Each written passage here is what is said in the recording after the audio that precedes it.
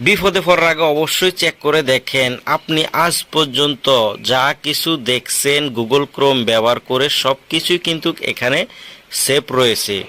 আপনারা অনেকে আছেন যারা প্রতিনিয়ত গুগল ক্রোম ব্যবহার করে বিভিন্ন সাইটে প্রবেশ করেন এবং সেই সাইটগুলো কিন্তু এখানে হিস্টোরিতে জমা থাকে বা সেভ থাকে।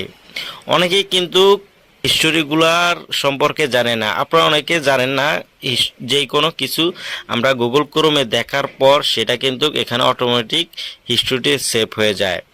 আপনারা চাইলে এই হিস্টোরিগুলো ডিলিট করে দিতে পারেন, অনেকেই কিন্তু সেটা পারেন না। তো এই ভিডিওতে আমি আপনাদেরকে দেখাবো গুগল ক্রোমের যেই সাইটগুলো আপনারা দেখছেন সেগুলো আপনি পরবর্তীতে কিভাবে হিস্টোরিগুলো ডিলিট করে দিবেন যাতে কেউ আর দেখতে না পারে আপনি কি কি ব্যবহার করেছেন। তো আমি আপনাকে দেখিয়ে দিতেছি।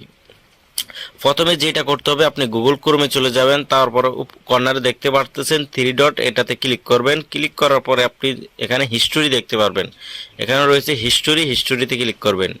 হিস্টোরিতে ক্লিক করার পর এখানে দেখতে পাচ্ছেন ডিলেট ব্রাউজিং ডাটা, এখানে এটাতে ক্লিক করবেন।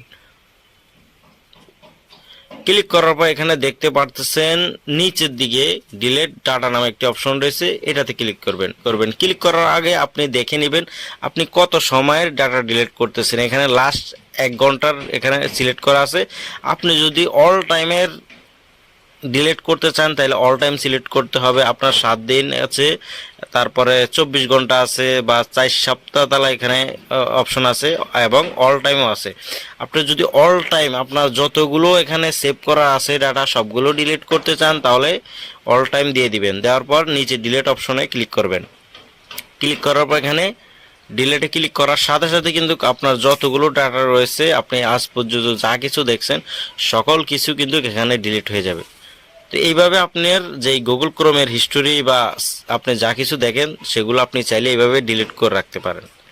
তো আশা করি বুঝতে পারছেন। ভিডিওটা যদি ভালো লাগে অবশ্যই লাইক করবেন, শেয়ার করবেন এবং সাবস্ক্রাইব করবেন। ধন্যবাদ সবাইকে।